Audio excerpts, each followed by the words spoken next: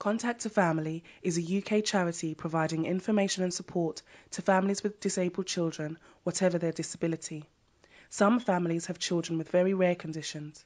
This podcast is an honest account of a mother's experience. Jean, I wonder if you could tell me a little bit more about your daughter. I've got a daughter called Chloe. She's 10 years of age. Chloe has behavioural and emotional needs. Everyday life is just from minute to minute. The things we do is from minute to minute because of her behaviour. We never know which way she's going to say or do to react in what we do. I would like Chloe to gain more confidence in friendship and stuff like that and go to more clubs, which we do find that very hard because we are not at a special needs school where the clubs all run. And I think Chloe would like that as well. Chloe likes doing photographs onto the computer through Photo Impact, and she loves computers, and she makes videos at the end of it and then passes it on for your like birthdays or Christmas. She really enjoys it and she gets lots out of it. It's one thing I can't help her with because everything she's gained is from other people and then she puts it into practice. So could you give me an example of what Chloe does at home and at school? If Chloe's at school and she's doing her specific work, say, and she's halfway through it and they say, come on children, you've got to go to another class now. Chloe wouldn't be able to cope with that, so she would demonstrate some severe behaviour in the class by shouting, hitting children, throwing chairs, swearing, things like that. What kind of support, Jean, have you had with Chloe's behavioural and emotional problems over the years? Over the years, very little, but at the moment we are going through a statement proceed, and we've had behaviour support come in now, which I think is working quite well at the moment. What kind of made you understand that Chloe had different needs to that of other children of the same age? Chloe's been under the consultant paediatrician at the PRH, and they told me at a young age, from getting dressed in the mornings like hard work or brushing her hair, to get her to do it all herself, we wouldn't make it to school. So I have to encourage her through the day, if that's just sitting down, doing her homework, being there for her, even getting in the bath. If she doesn't want to get in the bath, there is no way she will get in it. So I have to persuade her and say, come on, you've got to get in the bath, come on. Once she's in the bath, she's fine.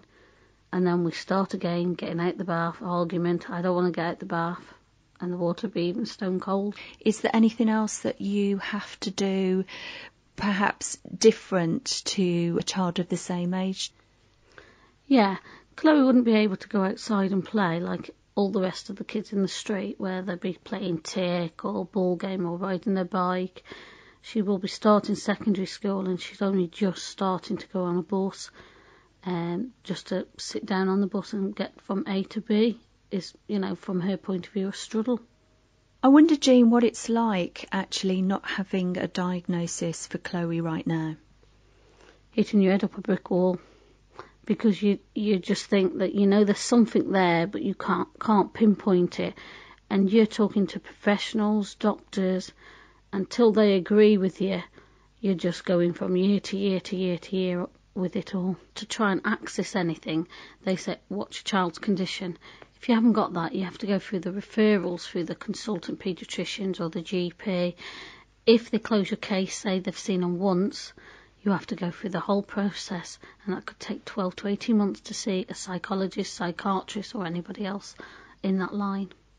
So as a parent that there is something different for your daughter, and yet you're still very much in the dark about Chloe's diagnosis, Jean? Yes, I'm still in the dark about that because we don't see paediatricians for a long period of time. They might just get involved with Chloe once and say she might need this or she needs to do this, and then that's it. Do you have any support from any service, or have you had any support in the past? No.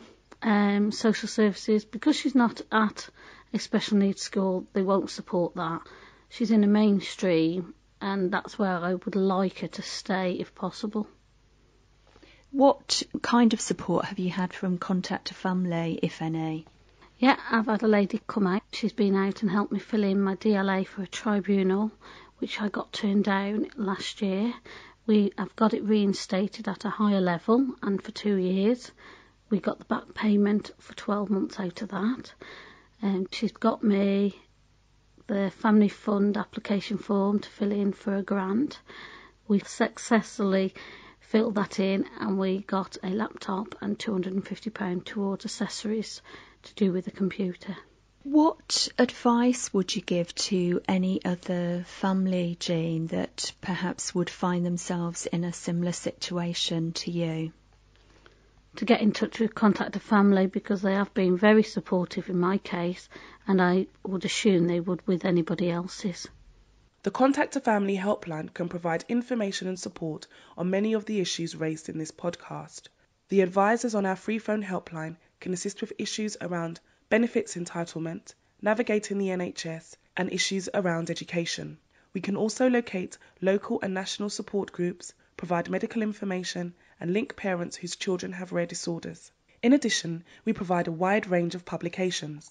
For further information, visit our website at www.cafamily.org.uk or call our freephone helpline on 0808 808 3555. For video interviews with parents, visit our YouTube channel at www.youtube.com/CAFamily.